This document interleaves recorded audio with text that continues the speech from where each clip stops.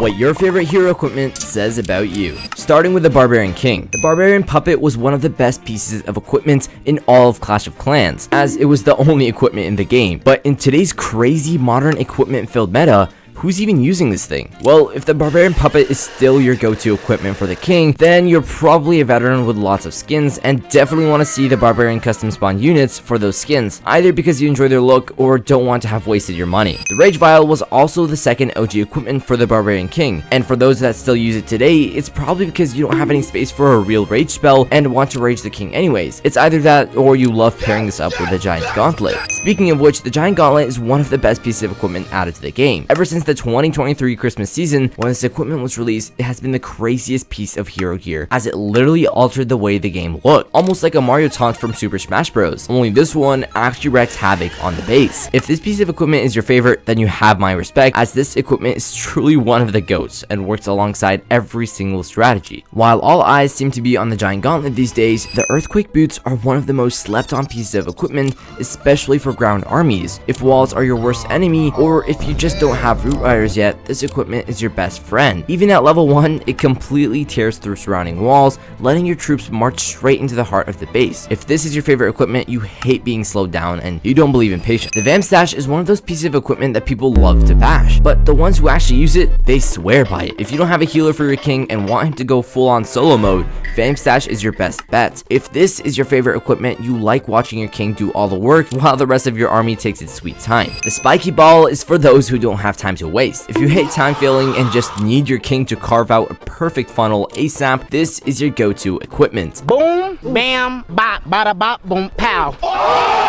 Unlike the Gauntlet, which clears the core, Spikey Ball is all about shredding compartments on the outside, making it perfect for air armies or side clearing and ground attacks. Pair it with Earthquake Boots and your king is basically a wrecking ball, breaking walls and opening quadrants like it's nothing. If this is your favorite equipment, you probably value precision and efficiency, or you've been burned by time fails one too many times. You might also be one of the few players who actually understands how to use it properly, because Spikey Ball isn't like the Gauntlet or Fireball where you just drop it and watch chaos unfold. Mess up your placement and the ball might just roll into a random storage instead of the defenses you actually need gone. But when used right, it's a game changer. Let's be real, if you have the Snake Bracelet right now, you're either experimenting with weird strategies or you're straight up pay to win. Nobody had enough medals to get this and the decoration unless you bought this instead of the decoration. In that case, congratulations. You played yourself. Now, I already know how this is going to go. I'll say the Snake Bracelet has potential, you guys are all going to call it trash, and then a few months from now, when a meta shift happens, you act like you saw it coming. Same thing happened with the Spikey Ball, everyone clowned on it, then boom, it became meta. So why am I still backing it up? Because despite all of its flaws, the Snake Bracelet actually does something unique. Passive distraction, free unit spawns, and attack speed increases. It's basically a hidden Vampstache buff, letting the king heal even more. The problem, the snakes themselves are straight up garbage. They spawn too slow, die to a light breeze, and the health boost is barely noticeable. It's just a worse Barbarian Puppet. That said, if Supercell ever buffs this thing, it could actually be decent. Now for the Archer Queen. Starting with the Archer Puppet, the most beautifully useless equipment in the game. If you love this equipment, then you love skins and custom spawn units, but you also love pain, because there's no other reason you'd be using the Archer Puppet right now. This thing is barely holding on, outclassed by literally every other hero equipment. Let's break it down. Barbarian Puppet spawn rage barbs and has triple the health recovery. Hog Puppet grants invisibility and doubles the health recovery. Archer Puppet spawns archers that disappear faster than your loot during a Legends attack. It has the lowest housing space value of all puppets, no rage effect, no survivability, and worst of all, it spawns units that get one shot by practically everything. The only thing that it has going for it is aesthetics, and last I checked, a pre-skin doesn't win battles. Could it be viable with buffs? Sure, but let's be real, they're not gonna buff this. Why? Because they want you to buy the new equipment instead. If you're still rocking Archer Puppet right now, you're either too loyal to let it go,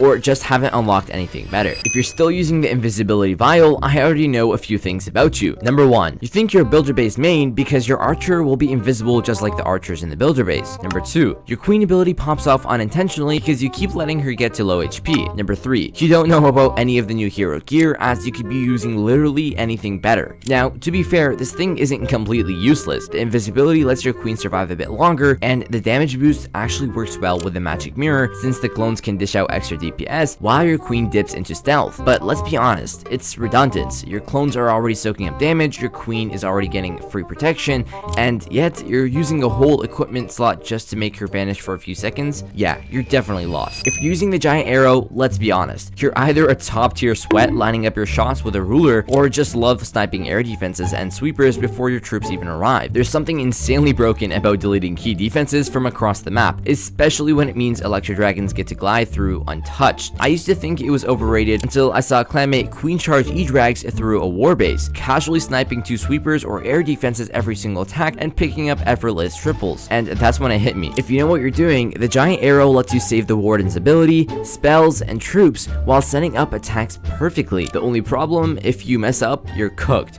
It's one of those abilities where if everything goes right, you look like a genius, but if you mistime it, you've just wasted your queen's entire ability on practically nothing. If you're using the healer puppet, you either refuse to drop root riders for real healers, or you're trying to make queen walks work with 0 housing space. It's decent, sure, but summon healers don't boost DPS, and at the end of the day, other equipment is just better for queen charges. That said, if you're pairing it with giant arrow, it actually makes sense. The giant arrow is already insane for sniping air defenses, infernos, or even the eagle with zap quake, and healer puppets give you a mini queen charge without eating up into your army space. If you're using the frozen arrow, you're smart enough to invest in something broken. This thing freezes any defense the queen is targeting, making queen charges way safer, especially against infernos. It's been nerfed, sure, but it's still one of the best archer queen equipment, and no defense can take her down 1v1 with it. If you're using the magic mirror, you probably thought 3 queens would be better than 1, only to realize they're all trash. While it shines in smash attacks and can dish out extra damage, it's far from meta defining and often worse than Invisibility Vial for queen charges, since healers switch the clones, letting your real queen die. It's not game breaking like Giant Gauntlet or Fireball. If you're trying to queen charge with this,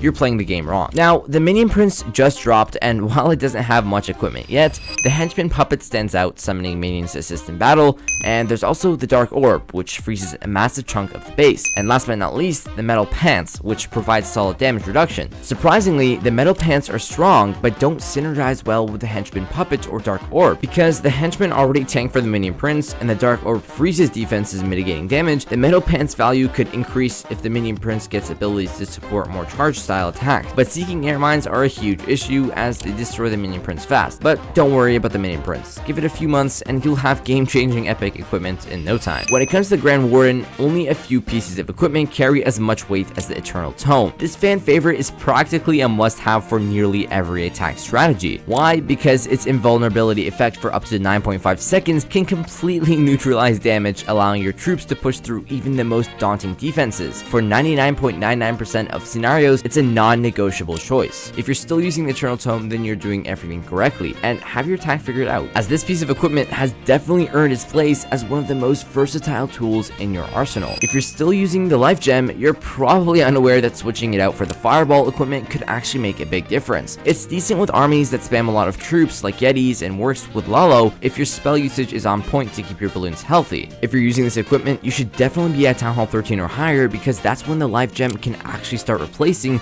the Healing Tome in certain meta armies like Twin Hog or Mass Super Hogs, boosting the HP of Super Hogs and Super Riders. If you love the Raid Gem, then you probably also love rushing in with all your E-Drags, or you're all about those ground hybrid attacks. Well, if the Raid Gem is your go-to equipment, you're the kind of player who thrives on high demand and fast-paced action. Here's the thing, the Raid Gem is a double-edged sword. It's perfect for boosting damage on high HP troops like in Warden Walks or Smash attacks, but it does come with a few drawbacks. If you're using it in E-Drag spam, you're probably not getting the full value out of it. The problem, rage spells don't stack with the Raid Gem. The spell boost takes priority. That means you're essentially wasting your Raid Gem on E-Drags when they're already getting that extra damage boost from the rage spells. So if you've been feeling like your attacks have been slipping after switching to the Raid Gem, maybe it's time to take a step back and rethink your strategy. If you're using the Healing Tome, you're the type of player who values sustained combat and keeping your troops alive through the toughest defenses. The Healing Tome is preferred for most armies, especially when you're skilled at timing hero abilities and spells to minimize damage. If you're using this equipment, you're likely a player who prioritizes army longevity and strategic healing in a battle. However, if you're using Fireball, you're likely someone who values precision and efficiency, wanting to maximize the value of your spells. The Fireball is considered one of the most powerful pieces of equipment in the game,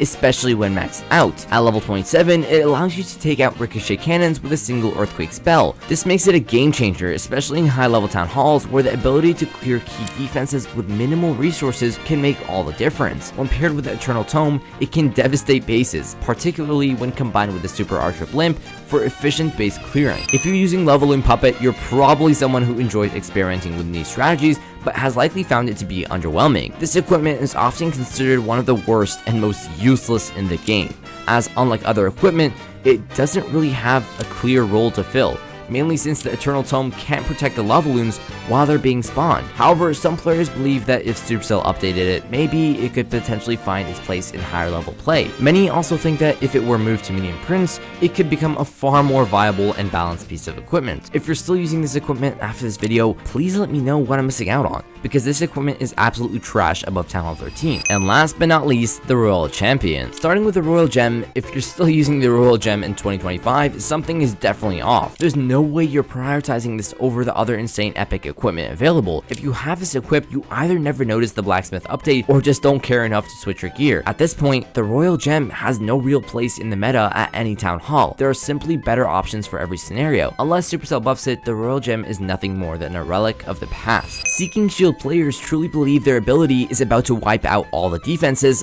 only to watch it do almost nothing and leave them in tears. While it does provide some synergy with the Rocket Spear, the hard truth is that the Seeking Shield desperately needs a buff. Compared to the Spikey Ball, which targets 8 buildings and deals significantly more damage, Seeking Shield's 4 target limit feels underwhelming. If you're still using the Seeking Shield, you're probably the type of person to pair it up with a Rocket Spear, Giant Arrow, Spikey Ball, Fireball, and the whole base is gone. The Hog Rider Puppet used to be an insane piece of equipment, spawning 9 level 13 Hog Riders, resetting single Infernos, and healing a ton for some reason. It might have even been better than Giant Gauntlet at one point, offering ridiculous value. Then it got nerfed. Now it's barely worth considering. If you're still using the Hog Rider Puppet, you either trying to reset Infernos, you're actually a pro war player, or let's be real, you have no idea what you're doing. The Haste Vial is a solid choice for advanced players, especially when paired with Electro Boots. It shines in Royal Champion charge strategies, but you need to be careful as the RC can outrun invisibility spells, leaving the Fox or even herself exposed and vulnerable. If you're using Haste Vial, you're likely someone who enjoys a precision-heavy strategy, maximizing the RC's aggressive mobility while ensuring she stays alive to clean up the base. The Rocket Spear pairs well with the Seeking Shield at Town Hall 13, especially before unlocking the Hog Puppet or Haste Vial. Some players use it to clear the outer defenses with a shield, while the Spear targets Infernos and scatters from a distance. That said, maxing it isn't really worth it. It's not optimal in any strategy,